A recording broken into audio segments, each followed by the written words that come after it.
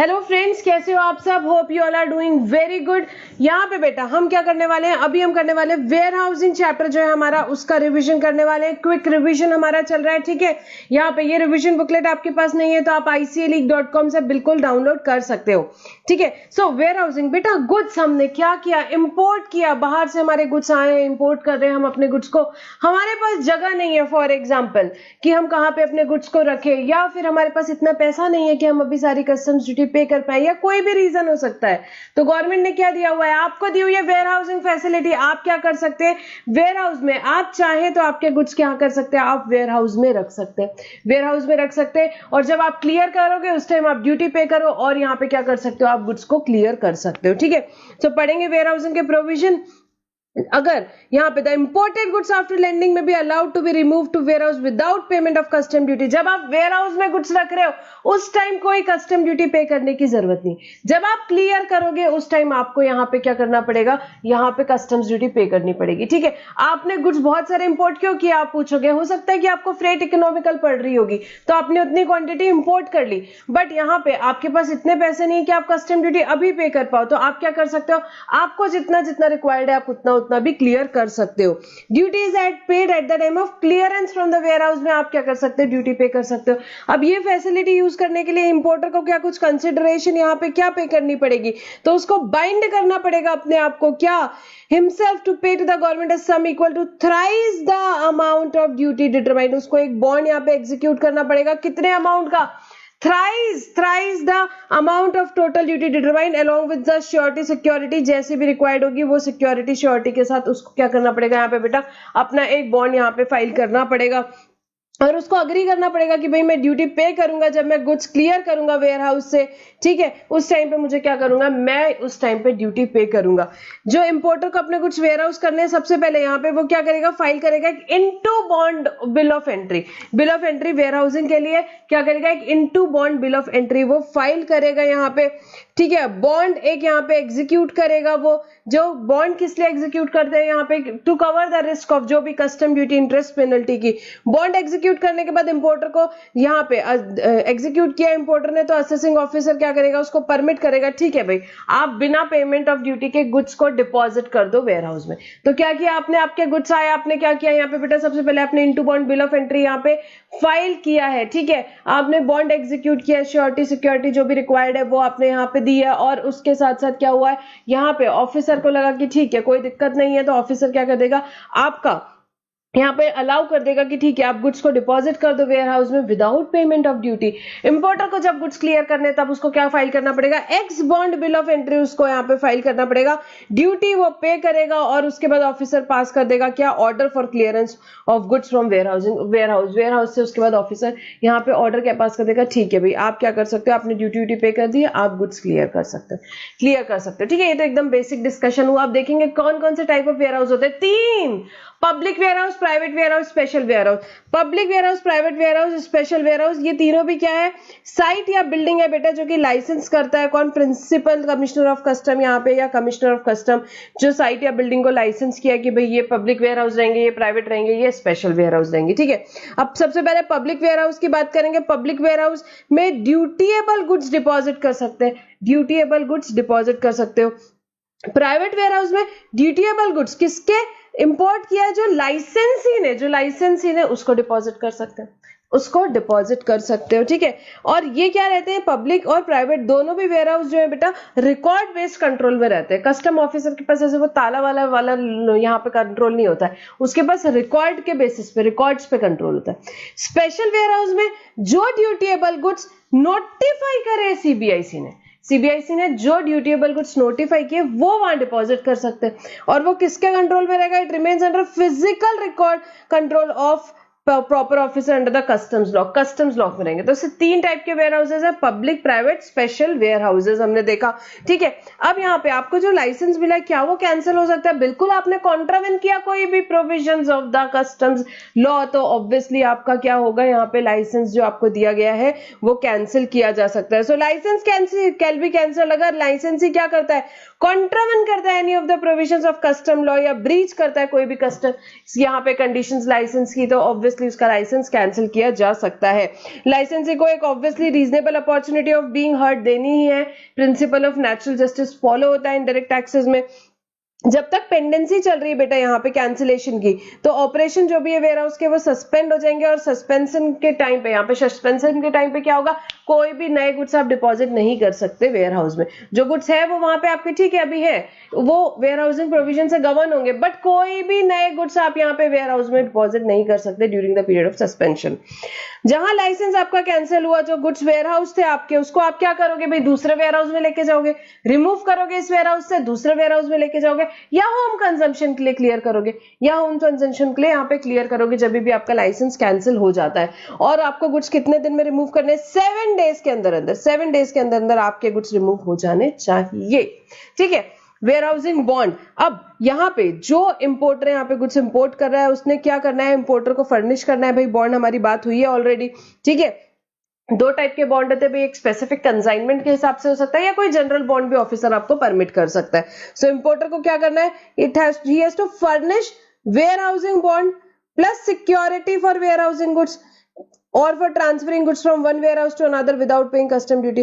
तो इंपोर्टर क्या कर सकता है बेटा, यहाँ पे वेयर हाउस में गुड्स रख सकता है, उसको बॉन्ड यहाँ पे एग्जीक्यूट करना पड़ता है। अगर कंसाइनमेंट बॉन्ड कर रहा है तो वो कितना करना है, उसको thrice the amount of duty assessed, जो भी ड्यूटी उसका असेस रहेगा उसके थ्राइस अमाउंट का क्या करना है, उसको बॉन्ड एग्जीक्यूट करना है स्पेसिफिक कंसाइनमेंट वाइज किया।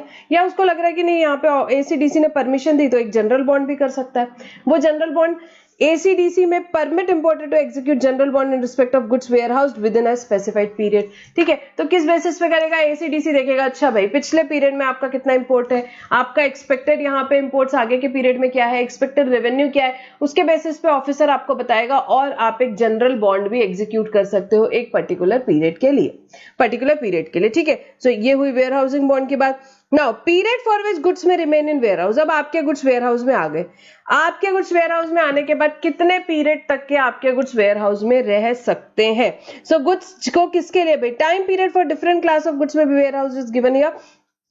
Goods for use in any 100% EOU, EHTP, STP, warehouse, where manufacture और other operations are permitted। तो गुड्स आए हैं, इंपोर्ट जो हुए वो किसके लिए आए हैं, 100% EOU के लिए आए, अच्छा, EHTP के लिए आए, ओके, STP के लिए आए, अच्छा, या मैन्युफैक्चरिंग या अदर ऑपरेशन जो सेक्शन 65 में परमिट है उसके लिए आए, और कैपिटल गुड्स है, तो टाइम क्या है, तब तक वो गुड्स को रख सकते हैं आप वेयर हाउस में, till the clearance of such goods from warehouse. कोई दिक्कत ही नहीं है, रखो, क्लियरेंस तक के रखो, इन लोगों के यूज के लिए कोई दिक्कत नहीं है, जब तक रखना है तब तक रखो। अदर गुड्स है, अदर देन कैपिटल गुड्स है, यहाँ पे बेटा इनपुट्स है, उस केस में टिल द कंजम्पशन और clearance of goods from warehouse, उसमें भी कहीं कोई दिक्कत नहीं है, जब तक रखना है तब तक रखो, टिल कंजम्पशन टिल क्लियरेंस, कोई दिक्कत की बात नहीं है। इसके अलावा goods other than one above, मतलब 100% EOU EHTP की बात नहीं हो रही, अपन जैसे लोगों की बात हो रही है, इंपोर्टर ने इंपोर्ट किया यहाँ पे, उस केस में यहाँ पे till the expiry of 1 year from the date order permitting deposit of goods in warehouse. जिस दिन ऑफिसर ने ऑर्डर दिया था गुड्स को डिपॉजिट करने के लिए वेयर हाउस में, वहां से 1 साल, कहां से 1 साल, order permitting deposit of goods in warehouse से 1 साल तक के क्या रख सकते हैं आप, गुड्स को वेयर हाउस में रख सकते हो, आप गुड्स को वेयर हाउस में बिल्कुल रख सकते हो, ठीक है। अब तो ये आप कब तक गुड्स में रख सकते हो उसकी बात हुई। अब क्या इंटरेस्ट के प्रोविजंस कैसे हैं वो देखेंगे। अगर आपके कैपिटल गुड्स है या कोई भी गुड्स है, किसके लिए, फर्स्ट पॉइंट वाले 100% EOU के यूज के लिए, EHTP, STP, वेयर हाउस जहां पे मैन्युफैक्चरिंग या अदर ऑपरेशंस परमिटेड है, उनकी बात है, तो उनके केस में कोई इंटरेस्ट चार्जेबल नहीं है for the period that goods remain in warehouse. उनको तो अनलिमिटेड टाइम दिया हुआ है, जब तक रखना है तब तक रखो, उनके केस में कोई इंटरेस्ट नहीं, जब तक रखना है तब तक रखो, कोई इंटरेस्ट नहीं लगेगा। उसके अलावा की बात करें हम, तो उसके अलावा की अदर देन वन अबव की बात करें तो interest will be payable if goods remain in warehouse beyond 90 days. कितने दिन की बात होगी, 90 डेज, कब से, from the date on which order permitting deposit of goods in warehouse under section 60 is made, ठीक है। सो इंटरेस्ट यहाँ पे 90 डेज के बाद लगेगा, कब से, from the date on which order, जिस दिन डिपॉजिट का ऑर्डर दिया है वेयर हाउस में, ऑफिसर ने डिपॉजिट का ऑर्डर दिया है, तब से 90 डेज, तब से क्या बेटा, तब से 90 डेज तक के तो आपको इंटरेस्ट फ्री अलाउड है। उसके बाद इंटरेस्ट लगेगा, कितना लगेगा, rate of interest 15%, amount on which interest is payable, किस अमाउंट पे, 15% तो लगेगा, किस अमाउंट पे लगेगा, duty payable eight the time of clearance of the goods, जितने भी ड्यूटी है, 1 लाख रुपए ड्यूटी पेबल आई आपकी क्लियरेंस ऑफ गुड्स पे, तो उस ड्यूटी पे 15% पर एनम के हिसाब से इंटरेस्ट लगेगा, ठीक है। Period for which is interest is payable from the expiry of 90 days till the date of payment of duty on the warehouse goods. जब वो 90 days एक्सपायर हुए उसके बाद से लेके जब तक आप ड्यूटी पे करते हो तब तक है। आप बोलोगे मैम 1 year अलाउड है, बिल्कुल अलाउड है। वेयर हाउस में गुड्स 1 year रख सकते हो। Interest free period 90 days, 90 days के बाद इंटरेस्ट लगेगा, कितना? 15% पर एनम, ठीक है। किसको? Other than EOU, HTP, STP वगैरह, इन लोगों के अलावा की बात हो रही है, ठीक है। जिनका मैन्युफैक्चरिंग ऑपरेशन वगैरह है उनको भी छोड़ दो, ये 4 लोगों को आप छोड़ दो। इनके अलावा जिसने भी इंपोर्ट किया है 1 year रख सकता है, but 90 days interest free period है, उसके बाद इंटरेस्ट लगेगा, उसके बाद इंटरेस्ट लगेगा। आगे बढ़ेंगे। The board may waive the interest in individual cases by ad hoc order और by notification in respect of any class of goods. Board को लगता है कि भाई किस केस में क्या करना है, यहाँ पे हमको इंटरेस्ट नहीं लगाना है, ठीक है। इंडिविजुअल केस में उनको लगता है कि यहाँ पे इंटरेस्ट नहीं लगना चाहिए, तो बोर्ड के पास पावर है, वो बिल्कुल वेव कर सकता है आपको इंटरेस्ट को। और बोर्ड ये भी नोटिफाई कर सकता है किस क्लास ऑफ गुड्स पे यहाँ पे इंटरेस्ट जो रहेगा कब से रहेगा, from the date of order permitting deposit of goods in warehouse. Board के पास ये भी पावर है, वो बता सकता है भाई इन गुड्स पे इंटरेस्ट कब से लगेगा, जब से डिपॉजिट किया तब से भी लग सकता है, जिस दिन से ऑर्डर दिया डिपॉजिट का तब से भी लग सकता है, ठीक है। तो ये इंटरेस्ट के प्रोविजन हुए। आगे बढ़ेंगे। Manufacturing and other operation in relation to goods in a warehouse. आप जो इंपोर्ट करके गुड्स लेकर के आए हो, क्या आप कर सकते हो उसमें कुछ वेयर हाउस के अंदर कुछ उसमें मैन्युफैक्चरिंग या कुछ यहाँ पे अदर ऑपरेशंस कर सकते हो? क्या ये परमिटेड है? बिल्कुल परमिटेड है। यहाँ पे the owner of warehouse goods may carry on manufacturing process और other operation in relation to warehouse goods. तो यहाँ पे जो गुड्स वो यहाँ पे इंपोर्ट करके ले आया है, वो ओनर क्या कर सकता है? भाई उसके गुड्स है, उसको जो करना है करे। मैन्युफैक्चरिंग अदर ऑपरेशन करना है, बिल्कुल कर सकते हो, कहीं कोई दिक्कत नहीं है। आफ्टर मैन्युफैक्चरिंग उसने किया, उसके बाद वो गुड्स के साथ क्या कर सकता है? गुड्स को या तो एक्सपोर्ट करेगा या क्लियर करेगा होम कंजम्पशन के लिए। या तो गुड्स को एक्सपोर्ट कर देगा बेटा आउट ऑफ इंडिया, वहीं पे उसने लाया मैन्युफैक्चर वेयर हाउस में ही कुछ मैन्युफैक्चरिंग ऑपरेशन किया, उसके बाद वो क्या कर सकता है? डायरेक्टली एक्सपोर्ट कर दिया या क्लियर कर सकता है होम कंजम्पशन में, दोनों भी ऑप्शन है।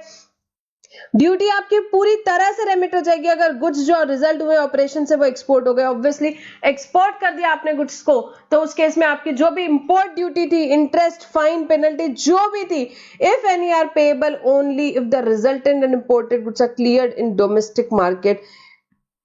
नहीं, इंटरेस्ट, ड्यूटी, पेनल्टी आपकी जो रहेगी अगर आपने एक्सपोर्ट किया था तो पूरी रेमिट हो जाएगी, बट ये पेएबल कब रहेगी? इफ रिजल्टेंट गुड्स और imported goods are cleared in domestic market. अगर डोमेस्टिक मार्केट में यहां होम कंजम्पशन के लिए आपके गुड्स आए, ठीक है, तो उस केस में क्या होगा बेटा? उस केस में import duty, interest, fine, penalty लगेगी अगर क्लियर्ड फॉर होम कंजम्पशन है। एक्सपोर्ट किया तो बढ़िया है, सब कुछ रेमिट हो जाएगा आपका, आपकी सारी ड्यूटीज क्या हो जाएगी? रेमिट हो जाएगी, ठीक है। अगर आप क्लियर कर रहे हो गुड्स को फॉर डोमेस्टिक कंजम्पशन को, it definitely falls under supply and would be liable to tax under section 9 of CGST Act or section 5 of IGST Act depending upon whether the supply is an intrastate or intrastate। obviously अगर आप clear कर रहे हो ware house से यहाँ पे goods for home consumption, it स्क्वायरली falls under supply, और क्या लग जाएगा? आपका जीएसटी बिल्कुल लग जाएगा, जीएसटी लग जाएगा। अब आपने गुड्स क्या कर दिए भाई? रिमूव करना है वेयर हाउस से। तो गुड्स का रिमूवल वेयर हाउस से किस चीज की, कैसे, किन कारणों से होगा? सिर्फ 3 तरीके से रिमूव होते हैं बेटा।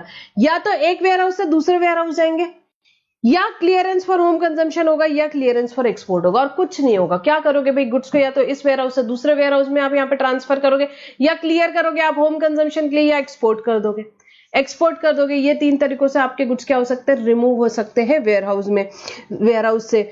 In case of volatile goods एक अलाउंस दिया हुआ है भाई, आपके जो गुड्स है हो सकता है उसमें कुछ नॉर्मल लॉस होता हो, तो वेयर हाउस गुड्स जो नॉर्मल लॉस हो सकता है या owing to volatility of such goods and manner of storage, उस केस में ना इंपोर्टर की रिस्पॉन्सिबिलिटी है ना वेयर हाउस कीपर को बोला जा सकता है कि भाई आप ड्यूटी बर्डन करो, दोनों को भी नहीं बोला जा सकता। उस केस में क्या होगा? गुड्स के डिलीवरी के टाइम पे यहाँ पे वेयर हाउस से अगर लगा कि डेफिशिएट है, क्यों? क्योंकि नॉर्मल लॉस, नेचुरल लॉस हो गया है, तो एसीडीसी क्या कर सकता है? रेमिट कर सकता है ड्यूटी ऑन सच डेफिशिएंसी। तो इंपोर्टर बोलेगा मैं भी ड्यूटी क्यों पे करूं यहाँ पे, ठीक है, वेयर हाउस कीपर भी नहीं पे करेगा, तो उस केस में क्या करेगा? एसीडीसी रेमिट कर सकता है आपकी यहाँ पे duty. Improper removal of goods from ware house.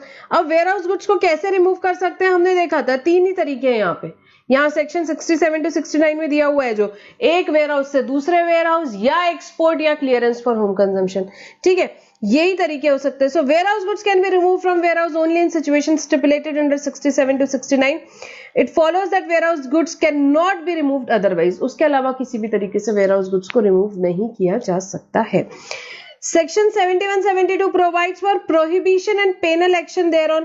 71 provides for removal of the warehouse goods out of warehouse except on clearance for home consumption, export or removal to another warehouse as provided by the Custom Act. Section 71 क्या बोलता है कि भाई इन 3 तरीकों के अलावा किसी भी तरीके से गुड्स वेयरहाउस से यहाँ पे आप रिमूव नहीं कर सकते हो. Section 72 क्या बोलता है? Enumerates the cases where officer में डिमांड, ऑफिसर क्या डिमांड करेगा आपसे? Full amount of duty chargeable on the goods along with interest, fine, penalty payable in respect of such goods. The owner of warehouse goods is required to forth pay the same. और section 72 क्या बोलता है कि भाई officer आपसे मांग सकता है जो भी ड्यूटी है, इंटरेस्ट है, फाइन है, पेनल्टी है, और ओनर को क्या करना पड़ेगा? पे करना पड़ेगा. देखते हैं क्या केसेस दिए 72 में कि अगर वेयरहाउस गुड्स को आपने रिमूव किया from warehouse in contravention of 71 में क्या लिखा हुआ है कि भाई वो जो 3 तरीके हैं उसके अलावा किसी भी तरीके से रिमूव नहीं हो सकता. ठीक है, वो 3 तरीके हैं उसके अलावा किसी भी तरह रिमूव नहीं हो सकता. या वेयरहाउस गुड्स जो है have not been removed from warehouse at the expiry of the period during which such goods are permitted under section 61 to remain in the warehouse. आपको परमिशन दी थी भाई कि इतने दिन वेयरहाउस में गुड्स रहना चाहिए, उसके बाद आपको यहाँ से वेयरहाउस से गुड्स हटाने 1 साल बाद, आपने नहीं किया, आपने यहाँ से रिमूव नहीं किया वेयरहाउस से.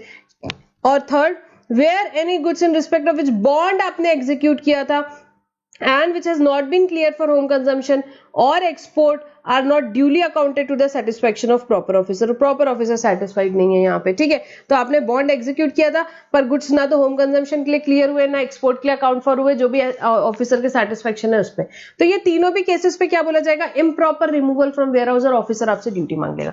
ये केसेस क्या है, किस चीज के? Improper removal from warehouse बोला जाता है, improper removal of goods from warehouse. और इस केस में ऑफिसर आपसे full amount of duty, interest, fine, penalty जो भी है वो मांगेगा और ओनर को वो पे करना पड़ेगा. अगर ओनर फेल्स टू पे duty chargeable on the goods warehouse together with interest, fine, penalty, उस केस में क्या होगा? अब ओनर ने पे ही नहीं किया तो ऑफिसर क्या कर सकता है भैया? वो गुड्स को डिटेन कर सकता है और बेच सकता है. जितने गुड्स उसको लगते हैं कि भाई यहाँ पे मेरे को इतने गुड्स बेचने पड़ेंगे, तो ऑफिसर क्या कर सकता है? आपके गुड्स को बिल्कुल डिटेन करके बेच सकता है उतने पोर्शन को, और जितना ऑफिसर को ठीक लगे. और बट ऑफिसर को वो करने के पहले ओनर को क्या देना पड़ेगा बेटा? एक नोटिस देना पड़ेगा कि भाई मैं ये करने वाला हूँ.